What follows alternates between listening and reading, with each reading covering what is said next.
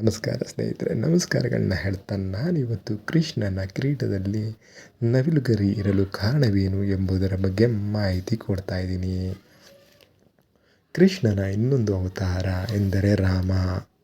ರಾಮಾಯಣದಲ್ಲಿ ಸೀತೆ, ರಾಮ, ಲಕ್ಷ್ಮಣರು ವನವಾಸದಲ್ಲಿದ್ದು ದಟ್ಟ ಅರಣ್ಯದಲ್ಲಿ ನಡೆದುಕೊಂಡು ಹೋಗುತ್ತಿರುತ್ತಾರೆ. ಈ ಸಂದರ್ಭದಲ್ಲಿ ಸೀತೆಗೆ ಬಾಯಾರಿಕೆ ಆದ ಕಾರಣ ರಾಮನಲ್ಲಿ ಹೇಳುತ್ತಾಳೆ, ನನಗೆ ನೀರಿನ ಅವಶ್ಯಕತೆ ಇದ್ದು ಅತಿ ಹೆಚ್ಚು ಬಾಯಾರಿಕೆಯಾಗಿದೆ ಎಂದು. ಅದಕ್ಕೆ ಪ್ರತ್ಯುತ್ತರವಾಗಿ ರಾಮನು ಪ್ರಕೃತಿ ದೇವನ ಬಳಿ ಮೊರೆ ಹೋಗುತ್ತಾರೆ. ಓ ಪ್ರಕೃತಿ ದೇವ, ಹತ್ತಿರದಲ್ಲಿ ಎಲ್ಲಾದರೂ ನೀರಿದ್ದರೆ ನಮಗೆ ತೋರಿಸು ಎಂದು. ಅಷ್ಟರಲ್ಲಿ ಅಲ್ಲೊಂದು ನವಿಲು ಪ್ರತ್ಯಕ್ಷವಾಗಿ, ಓ ರಾಮದೇವ, ನಾನು ನಿಮಗೆ ನೀರಿರುವ ಸ್ಥಳವನ್ನು ತೋರಿಸುತ್ತೇನೆ, ಆದರೆ ನೀವು ನನ್ನನ್ನು ಹಿಂಬಾಲಿಸಬೇಕು. ನೀವು ಹಿಂಬಾಲಿಸುವ ಸಂದರ್ಭದಲ್ಲಿ ನಾನು ಕೆಲವೊಮ್ಮೆ ನಡೆದುಕೊಂಡು ಹೋಗುತ್ತೇನೆ ಮತ್ತು ಇನ್ನು ಕೆಲವೊಂದು ಸಾರಿ ಹಾರಿಕೊಂಡು ಹೋಗುತ್ತೀನಿ. ಈ ಸಂದರ್ಭದಲ್ಲಿ ನನ್ನ ರೆಕ್ಕೆಗಳು ಕೆಳಗೆ ಬೀಳುತ್ತವೆ. ಇದರಿಂದ ನಿಮಗೇನಾದರೂ ತೊಂದರೆ ಆದರೆ ಕ್ಷಮೆ ಇರಲಿ.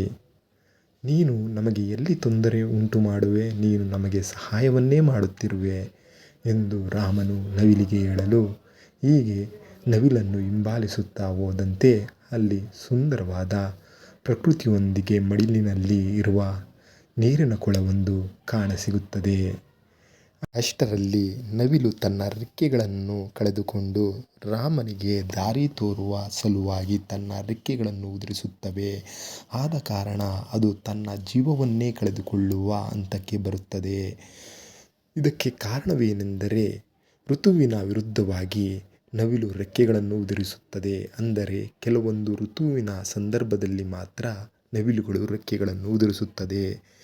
ನವಿಲಿಗೆ ಸಹಾಯ ಮಾಡುವ ಉದ್ದೇಶದಿಂದ ತನ್ನ ಪ್ರಾಣವನ್ನು ಕಳೆದುಕೊಳ್ಳುತ್ತೀನಿ ಎಂಬ ಆತ್ಮತೃಪ್ತಿಯನ್ನು ಹೊಂದಿದ್ದರೆ, ಶ್ರೀರಾಮರು ನವಿಲಿನ ಉಪಕಾರದ ಪ್ರತಿಫಲವಾಗಿ ಇನ್ನೊಂದು ಜನ್ಮದಲ್ಲಿ ಅಂದರೆ ಕೃಷ್ಣನ ಅವತಾರದಲ್ಲಿ ತನ್ನ ಕಿರೀಟದ ಮೇಲೆ ನವಿಲಿನ ಗರಿಯನ್ನು ಇಟ್ಟುಕೊಂಡು ನವಿಲಿನ ಉಪಕಾರವನ್ನು ಈ ರೀತಿಯಲ್ಲಿ ತೀರಿಸುತ್ತಾರೆ.